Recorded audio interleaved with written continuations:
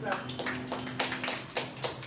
The mission of Toastmasters Club is to provide a supportive and positive learning experience in which members are empowered to develop their leadership and communication skills, resulting in greater self-confidence and personal growth.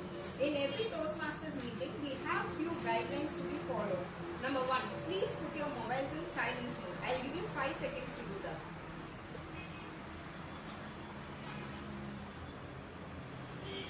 Number 2, please do not enter or exit when someone is talking on the stage. You can do so when you hear the sound of applause. Number 3, learn, interact and have fun with each other throughout the meeting. With no further ado, I would like to call the presiding officer for today, Toastmaster Abidha Shah. Thank you, Toastmaster Monica, SAA. Today I have come here to give you surprise. I hope everybody got the surprise. Yes? Last night we had a rain. Surprise. That's a surprise for Bellurians, right? Yes. Now the next surprise is upcoming. We have area contest on April 12th. Please register for that. And then we have division contest on May 2nd. Then comes district conference, that is on May 23rd and 24th. Please mark your calendars with these dates so that you can attend all this session to witness what is all Toastmasters about. With this, I would like to hand over the stage to the TMOD of the day. Like we got rain to show that we are in blue. So it's time to hand over the stage to our TMOD of the day, Toastmaster Carolyn.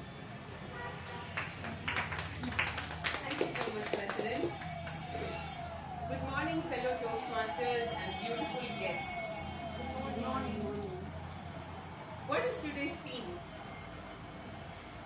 Every life has value. Okay. Why are we going to spend the next few minutes pondering on this theme? Any guesses? Any guesses? Is it related to the war in Iran? Is it because of many lives over the last couple of months? Every person in this globe has been affected very strongly by whatever is happening politically. It looks like 2006 just started and 4 months have gone by and it has been very turbulent and tumultuous months. Would you agree with it? Okay. What can be worse than a war? Is there something that could be worse than a war? Losing someone. Sorry? Losing someone in life. Losing someone in life. Okay. Suffering is after the war. Suffering, the aftermath of a war. Okay. What else?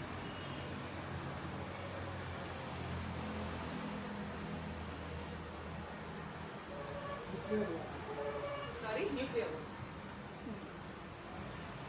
Okay, I just want you to imagine a scenario. Okay? How would a war or losing somebody be to a person who has neurodevelopmental problems? How do you think a person might cope without the primary caregiver? How would a person cope without support? How would a person be able to communicate for their needs? So research says that 1 in 62 births would be a person who's born with a neurodevelopmental condition called autism. How many of you have heard about autism? Okay. What do you already know about autism? What comes to your mind? Sorry? Physical inability and mental inability. Okay. Physical inability and mental inability. Okay. That's partially an answer. Anybody else? Innocence. Okay. They are not street smart. They do not know. They cannot read people the way we read, right? They always think out of the box. They think out of the box. Very right. So it is called a spectrum disorder. So after the rain, there's the rainbow, right? And you see the different spectrums of a rainbow. Similarly, people with autism, there are very low functioning people who require a lot of support, and there are high functioning people who are much, much better than the normal humans that we see. So there's this very beautiful person was a person called Kim Peek. Kim Peek was an autistic mega savant. Savant is a person who has abnormal or unusual abilities more higher than a normal average human being. So what Kim could do when we open a book, what do we read? We read, if you're reading in Arabic, it would be from left to right. If it is English and any other language, it's going to be right to left. But his eyes, each of them could read the 2 pages, not just read but store amazing information, and he could also recollect it. But he required a lot of help for every other activity of daily living. So somebody had to help him brush, somebody had to help him shave, somebody had to tie his shoelace for him. But he had so much of knowledge, he had so much of wisdom, yet he had a lot of difficulties. So we are wearing blue today to express our solidarity towards the community who have, meaning families and individuals who have autism. So without further ado, now we are going to call somebody who is very important to the stage to take the meeting forward. It's none other than our very enterprising Toastmaster Lokesh. He's a software engineer and he is our associate VP Ed. When he is free, he loves to play badminton, and I'm sure that he is going to do a wonderful job today. Over to you, Toastmaster Lokesh. Thank you, TMOD, for a beautiful introduction. Imagine a cricket team. They're stepping onto a field for a match. The team has a star player named Dhoni. With one person named Dhoni, the team couldn't win a match, right? It needs collective effort of bowlers, batters, fielders, and a captain to win a match. So, I am Lokesh. I am the general evaluator for today's meeting. I am not alone here. I have a team called Tag Team. So, let me introduce my tag team. So, before introducing my tag team, as a general evaluator, I will be analyzing, observing the overall meeting. So, let me introduce the first person, who is also referred as the Sashi Tharoor of this Vellore Toastmasters Club. He is going to be the grammarian for today's meeting. Let's welcome Toastmaster Karthikeyan on stage.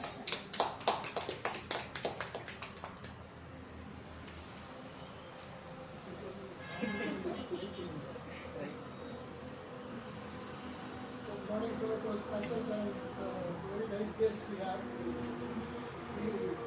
Three of them. I'm playing the role of a grammarian today, and my job will be to listen to all the speakers carefully and note down the proper and improper usage of English, and also highlight extraordinary good words, idioms, and phrases. I have introduced the word of the day, truce, which is words which are now. Because truce is a pass in a war or in a debate or in an argument. And what we need today is a timer in the Middle East who can show the red flag and stop the war, because it's having a deep impact on life and it's going to be very worse. Saying better, and these signs are going on for quite some time, driven by the previous experience of medical expeditions across the world. So let us all hope, pray for a truce as soon as possible, and I encourage all of you to use the word of the day as much as possible in your speeches. Thank you. Thank you, grammarian, for spelling out your objectives very clearly to the Toastmasters and guests. before calling the second person on stage, she is a chartered accountant and a bibliophile who loves reading many books and who loves to do multitasking. In the same way, she is going to do 3 roles at the same time: timer, accountant, and the listener. Let's call Monica. First one, I'm not a bibliophile, I'm a bodophile. Thank you. Thank you for the wonderful introduction, General Evaluator. Today I have taken the role of a timer. We have 2 prepared speakers today. Our first speaker is having a time limit of 5 to 7 minutes. At 5th minute, I'll be showing the green card. At 6th minute, I'll be showing the yellow card. At 7th minute, I'll be showing the red card. Our second speaker for today has a time limit of 18 to 22 minutes. So at the 18th minute, I'll be showing the green card. 20th minute, I'll be showing the yellow card. And at the 22nd minute, I'll be showing the red card. So before 5 minutes and after 7 minutes, before 18 minutes and after 22 minutes, 30 seconds buffer time is also there. So if you speak within the buffer time, you will not be disqualified. The second part of the session is table topic session. For that, at least you need to speak for 1 minute. At 1 minute, I'll show you green card. At 1 minute, 30 seconds, I'll be showing you the yellow card. At 2 minutes, I'll be showing the red card. So even for this, buffer timing is applicable. So you can take 2 minutes, 30 seconds for your table topic session also. Usually for general evaluation, the time limit is 2 to 3 minutes. For our speaker 1, it will be green card. For the evaluator, it will be green card at the 2nd minute, yellow card at 2 minutes 30 seconds, and red card at 3 minutes. Since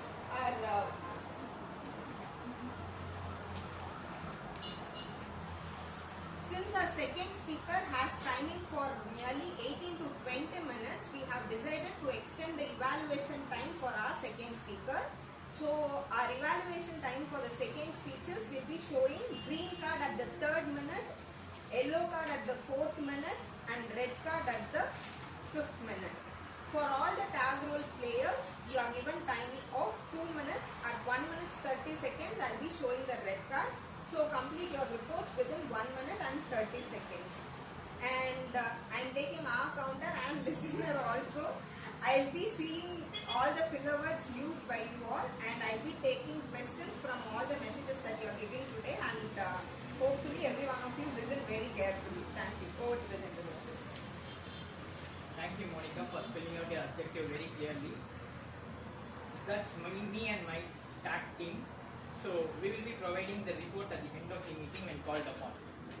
So without any further ado, I would like to pass on the stage to the presiding officer, TMOD of the day, Toastmaster Karen.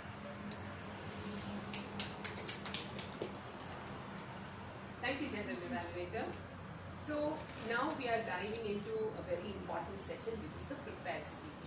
So before calling the speaker evaluator, I would like to call before calling the speaker, I would like to call the speaker evaluator for Toastmaster Abidha Shah, Toastmaster Madhupala.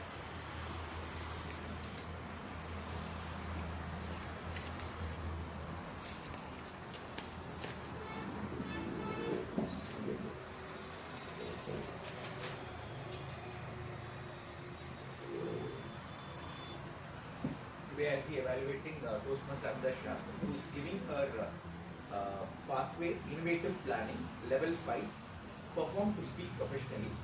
Title of her speech is Build That Sustains Itself. Yeah, over to Abidha Shah. Okay. Thank you so much. Now we would like to call Toastmaster Abidha Shah on stage. Toastmaster Abidha Shah. Build so that it sustains itself. Build, it sustains itself. Toastmaster Abidha Shah. Thank you, TMOD. My timer, sorry for the disturbance, as we don't have any OHP or conference setup, so I have got my papers to show whatever is in the digital form. Build that sustains itself. In today's world, we look for big teams, high performance teams, leadership framework, system scaling.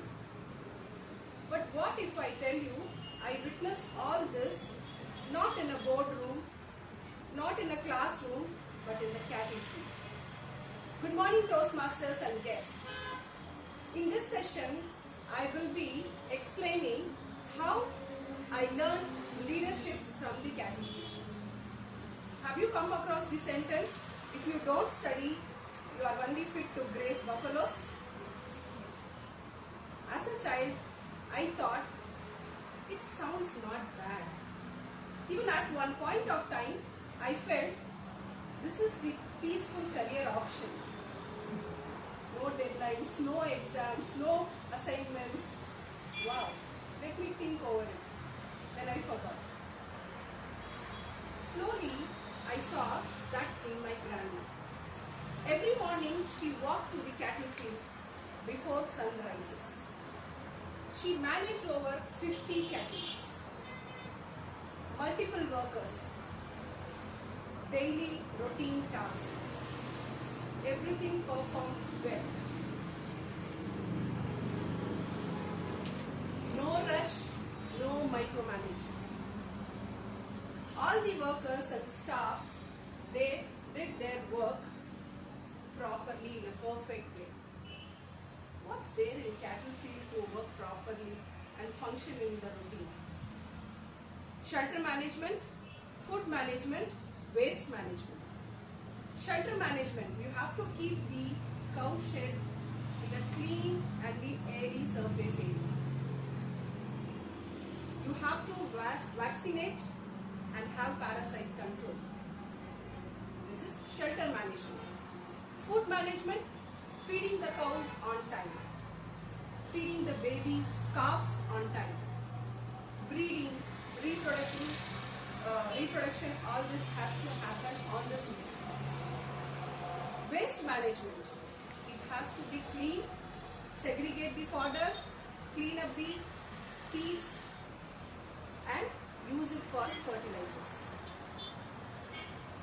It all happens in big organizations too, in their style. One day, I asked my grandma, why don't you go and check everything? She was sitting in a stove and tapped on my head. Arey pagli bachi, ignorant child. If I have to check everywhere, it means I am not building my people well. So it's a system where no chaos, no dependency, no confusion, no follow-ups. Everybody were perfect at their work. When I was in class 9, I noticed one more thing. My grandma was switching roles behind two workers. The milkman asked to clean the rice which reads the guru. And the lady who is cleaning the shed asked to milk the cow. I was confused. Why is she switching roles when both the people are present for their functions? I asked my grandmother. Again, what is the style behind this? Arey pagli bachi. Innocent child. The milkman's wife came to me and said, he always rushes to have his food. So I want to make him realize that from farmland to the plate, cleaning rice has to undergo some process. Let him realize how this process happens. After all, we all work for that one meal. Even if we are rich, you say it is a diet, having one meal. If you are poor, we say at least one meal if I get, I'm happy. So I want to make him realize. Okay, grandma, why did you switch that lady's role? The lady's man is alcoholic. She is the breadwinner at one point of time. So I thought, let she get trained in all the aspects. This is how leaders think. They don't think for the present, they vision for the future. Then, half-heartedly, I understood little, but then I did not realize what's happening. Then, even in home, my grandma is not called Hitler or Jayalalitha or Abidha. She will measure the milk. We were 17 in our family. She will measure the milk based on the number present on that day. Sometimes, one of my uncle, he is a politician, he used to go for a meeting. He will have at least 3 to 4 cup of teas. My grandma will measure these 3 cup of milk and keep it aside for making curd, and ensure by informing one of her daughter-in-laws, make curd and provide buttermilk tomorrow. No tea, no coffee for tomorrow. So the same measured milk will be taken to the next day as in the form of buttermilk. Now I realized my grandma is such a great leader. I can learn something from her. Days passed on. I am looking in magazines, televisions, even through my friends, that in big organizations like Google, they are not into the supervising people.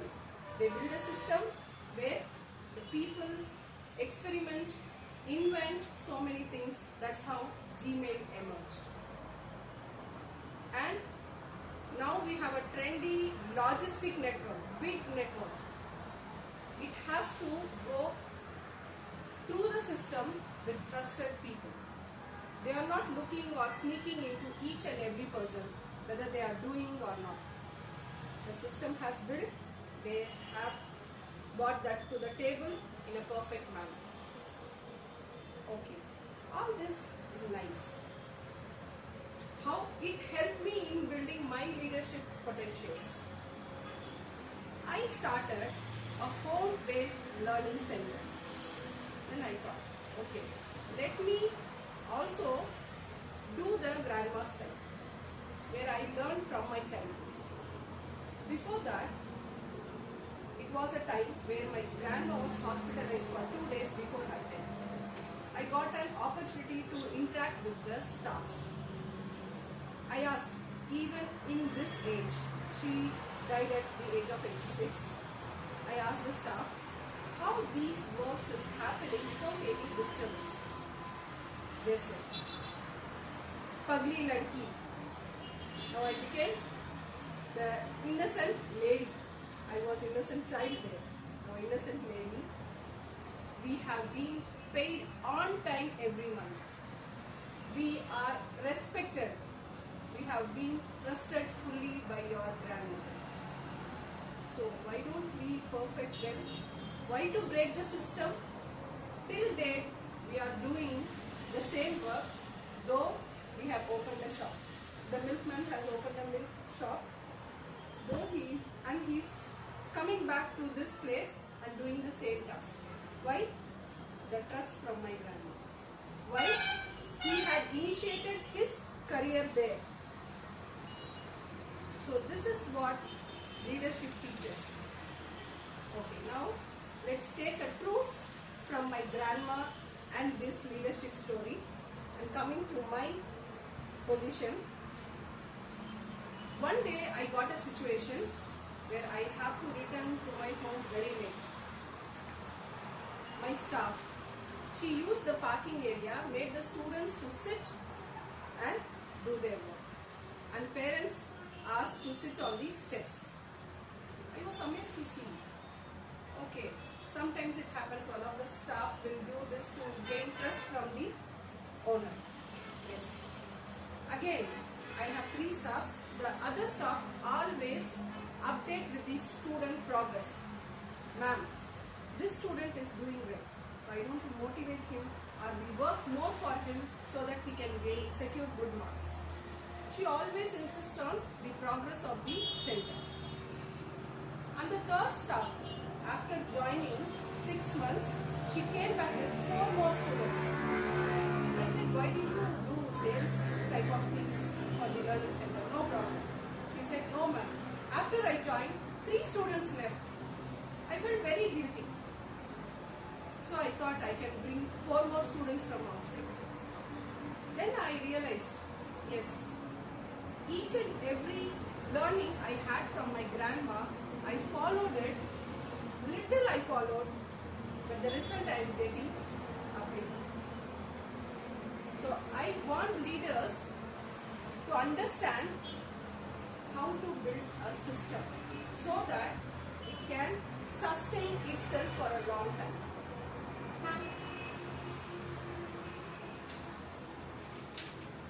Can you guess what is this? Build, T-S-T.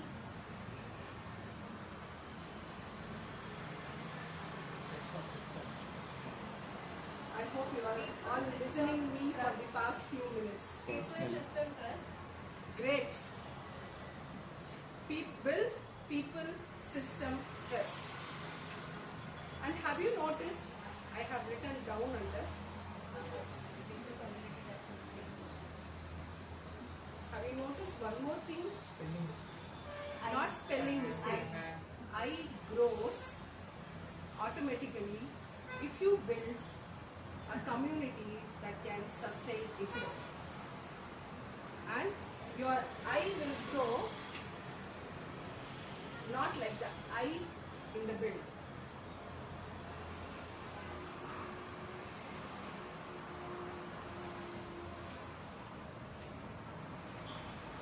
Taller than the I from the word build.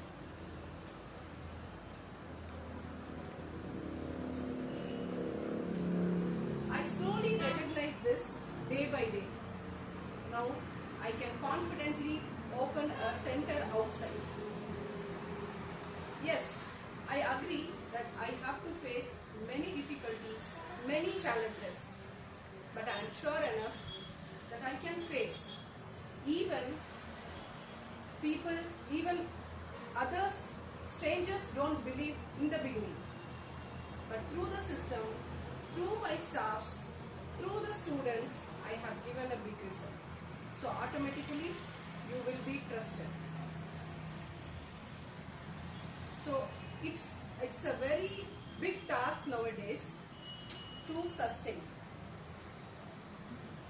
So learn from the people whom you have seen through your childhood, from your surrounding persons. They all teach you somewhere something that you can build each step, not build. You can construct, sculpt each step in a way so that people will, without influence, they can follow. We don't need to ask them every time, like we do in Instagram videos or YouTube videos, subscribe, follow, like, share, comment. They will follow automatically if you influence people by building a system, trust and credibility. Slowly, I saw that I myself empowering with clarity. When I am clear, the people who follow, they will get clarity from me. From the words, from the steps I came across, all this, they will put up their own ideas and learn something for their future. Now, as my grandma envisioned for the future, I have envisioned something for my staffs. What is that? One staff, she doesn't have any experience in teaching.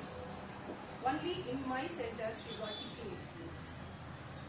When she was hesitating to face the interview, I said, you go, tell them that you have handled these kind of students. I usually work with learning disabilities. You will be taken directly to the higher classes when you say this. She faced the interview. At the first interview, she said this. With her experience of 2 years, she have been selected in a branded CBSE school with good amount of salary. She was happy. And she did not stop there. Every 6 months, she will come and visit me and say, ma'am, how can I upgrade myself more? So that I am not progressing in salary, I can progress in understanding the students better.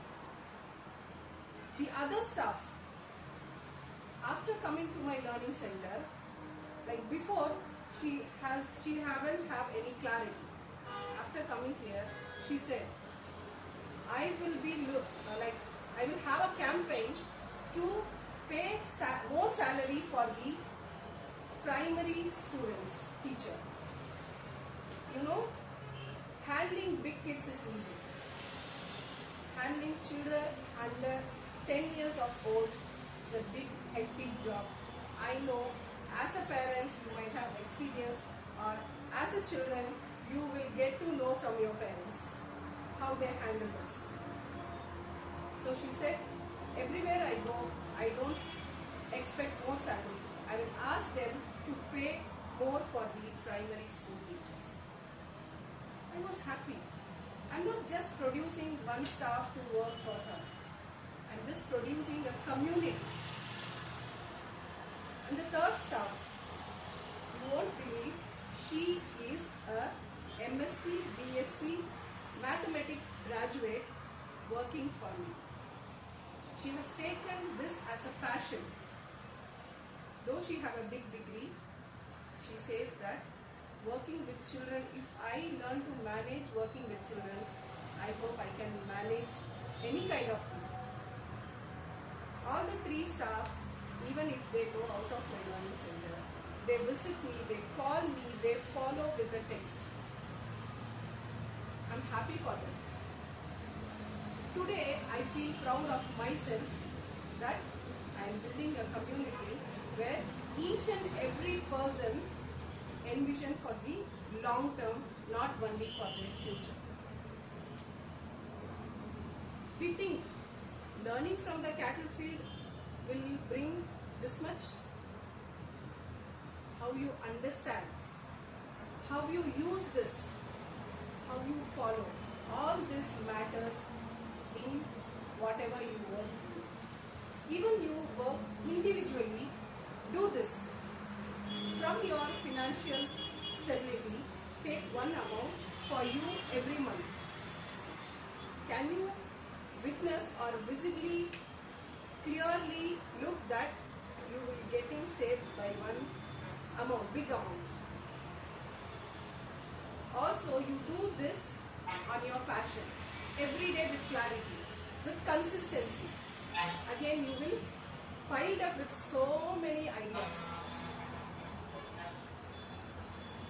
So, I would like to finish my session by saying, build a community that can sustain itself.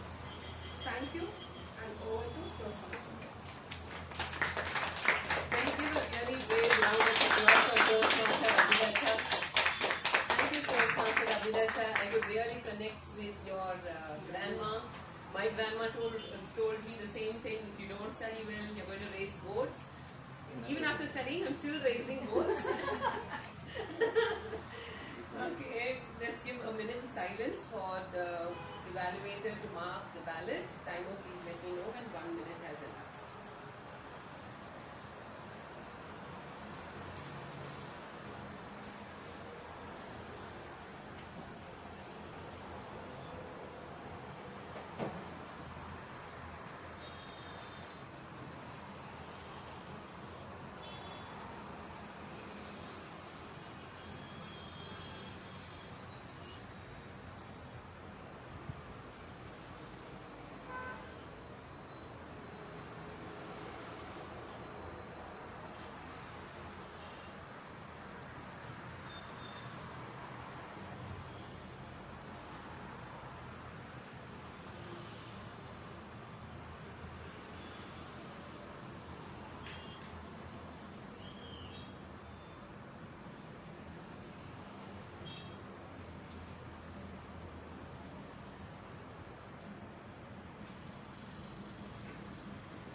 Before we call our second speaker for today, we would like to call the speaker evaluator, Toastmaster Karthikeyan, to come forward and read out the speech objectives for Toastmaster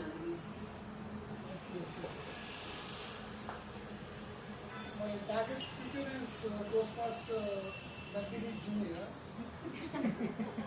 That's how I told you this. So she is doing pathway presentation mastery, level 3 project 2 and the elective 1. And the title of the elective is Connected Storytelling. The purpose of this project is for the member to tell a story when giving a speech or give a speech telling a story. Both are intertwined. You can select one of these and I wish you all the best. Thank you. Now let's have Toastmaster Nandhini on stage. Toastmaster Nandhini, the journey I didn't expect. The journey I didn't expect, Toastmaster Nandhini. Good morning, Toastmasters. So, we had a special moment whenever we do something first time in our life. First time we ride a bicycle, first time we went for a college, first time whatever we experience first time in life, it stores as a special moment in our life, right? So same like I'm going to share about my first ever solo bus journey. I know it's something very simple, but if you know my father, this is a big task for me. Like he is extremely protective. There is someone who is pick me up, drop me, or accompany me whenever I go, wherever I need to go. So it was my second year for college. I went to my uncle's house in Tirunelveli. First day went well. We had fun, good conversations, good meals. But the next day I felt very bored. I really miss my home. That I just need to go home. I miss my bed, my routine, even the normal sound that we get from our street. So I miss everything. I badly wanted to go home.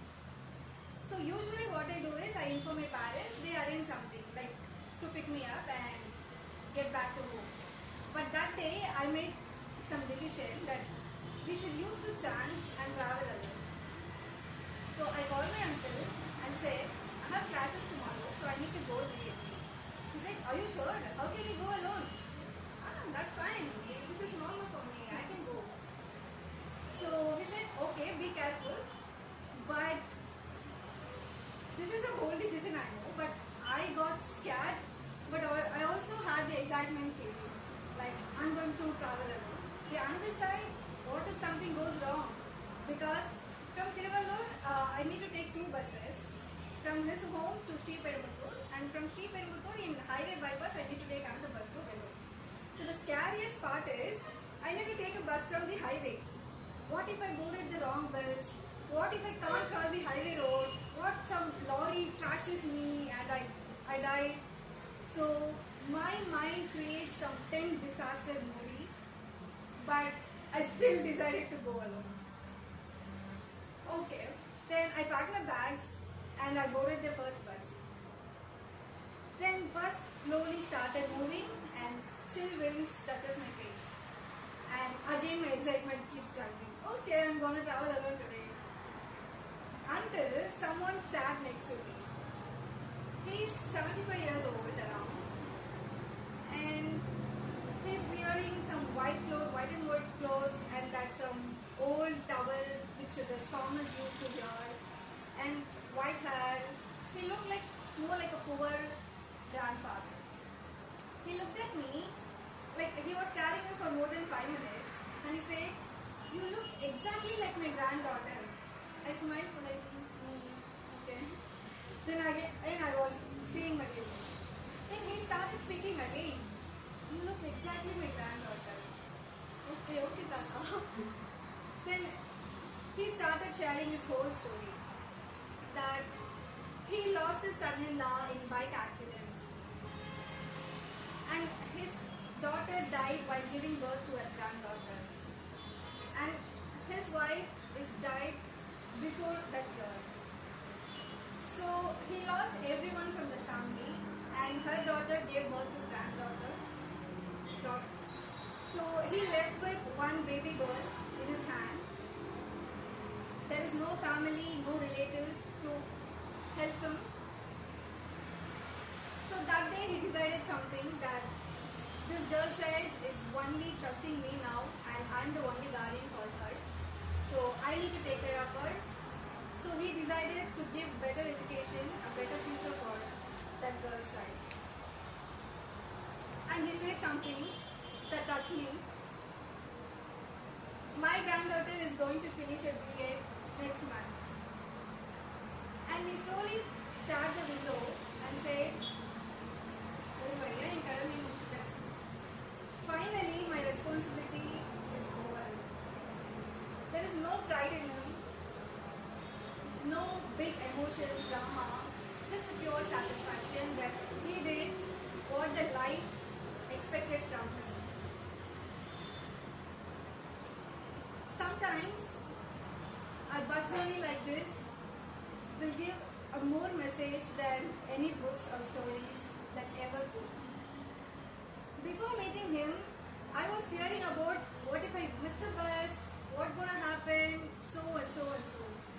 But after hearing his story, it reminded that sometimes life is not a perfect for everyone, and we don't need to become famous, we don't need to do extraordinary things, we don't need to achieve this, that, but sometimes all we need to do is to become a better life, to give better life to some other person that solely trusts on us. So dear Toastmasters, the people that we are surrounded with is not only ordinary people. They are living extraordinary stories that we most of the time forget to notice. And take a bus journey or take any experience and listen to the people around you. You will realize the life and its importance. And all we need to do is not do some extraordinary things, but whose life became better because we were there. That is important.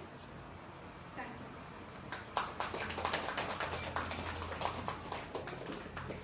Thank you so much, Toastmaster Nandhini. Every time Toastmaster Nandhini comes on stage, it's straight from the heart. Thank you so much for sharing your story, and let's have 1 minute silence for the evaluator to mark the ballots. Timer, please let me know when 1 minute has closed.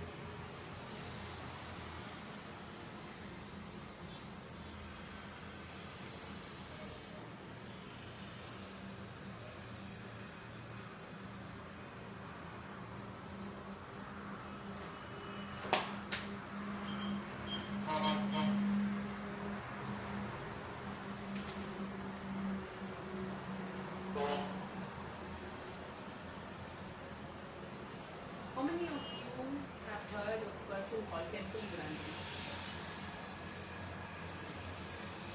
Sorry. Temple Grandin. Not her. Okay.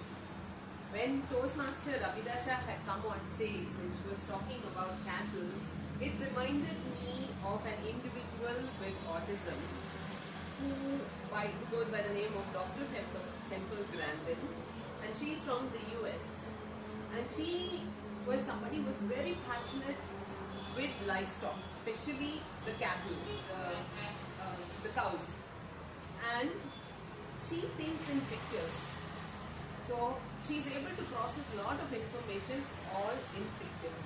So being a university professor, you know how difficult it is to go. She needs to be with students. She needs to teach. She needs to correct their assignments. She needs to communicate. But in her autobiography, Temple Grandin tells that to to make eye contact with one person, it took her 50 years of training, 50. So in Toastmasters, it's all about body language, eye contact, communication, and this is the very thing that people who are in the spectrum are battling with really hard. And I was so amazed to know that there is a Toastmasters for people who are neurodivergent as well. And there are so many people who have benefited from Toastmasters, including people with autism. What an amazing thing that is. When we talk about inclusion, this year's theme is about humanity and including them into our society. What better way to teach them what they do not know? How we can help them to understand other people? How we can help them to communicate? All of us will agree that for most people, we are called social animals, no? That is why the worst kind of punishment that can be meted out to an individual is what? Not the death penalty, it is solitary confinement. It would make somebody go mad. But people who are in the spectrum, they love to be by themselves because they do not know how to communicate with the world at large and how to express what they have. So Nandhini's concluding statement that there are a lot of stories around us. How do we hear the stories of those who are marginalized?